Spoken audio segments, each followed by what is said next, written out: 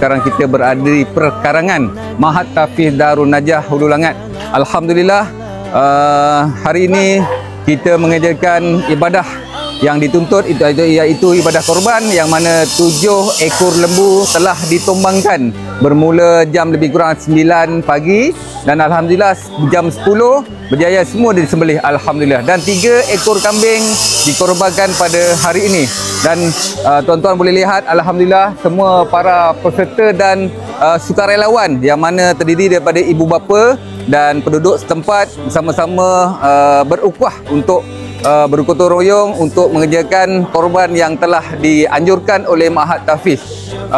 Kita anggarkan sekarang jam pukul 10.20, insya-Allah jam pukul lebih kurang pukul 12, yang mana lembu nombor 7 kita dah daging dah hantar untuk masak, dan kita jangkakan jam 12 insya-Allah kita sama-sama untuk menjamu selera, dan dijangkakan jam 1 semua selesai untuk pengagihan alhamdulillah. Dan Allah memberkati program kita pada ini dengan cuaca yang amat baik, dan perjalanan berjalan mengikut pada perancangan yang telah dirancang alhamdulillah. Syukur pada Allah SWT.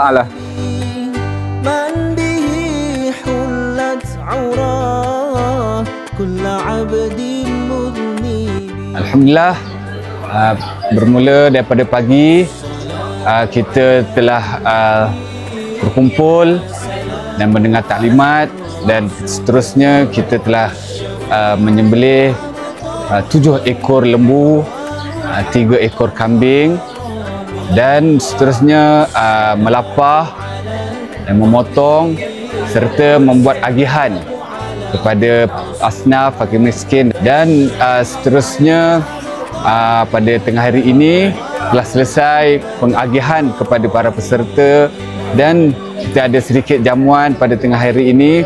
Saya mengambil kesempatan mengucapkan terima kasih kepada peserta korban kita pada tahun ini di Mahat Tahfiz Al-Quran Darun Najah, ibu bapa ayah yang datang membantu, serta yayasan Nur Jiwa yang menyumbang 2 ekor lembu pada tahun ini. Sekali lagi ucapan terima kasih kepada semua, dan marilah sama-sama kita berdoa semoga Allah memberkati dan menerima amal kebaikan kita dan menerima korban kita pada tahun ini.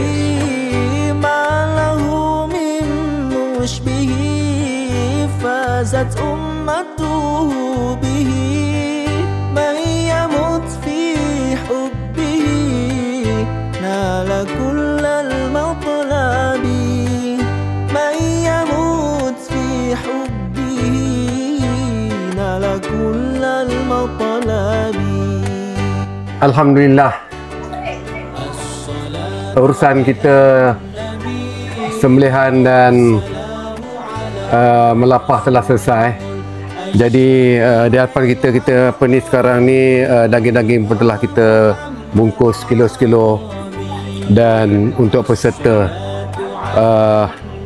pertama sekali saya nak mengucapkan terima kasih lah ya kepada yang peserta tu memberi amanah dan kepada kami untuk membuat urusan ni, dan ucapan terima kasih juga kepada kawan-kawan ya, ibu bapa yang sudi datang hari ni, yang terpaksa ambil cuti ni untuk membantu ya, kawan-kawan kita nak buat ibadat korban ni.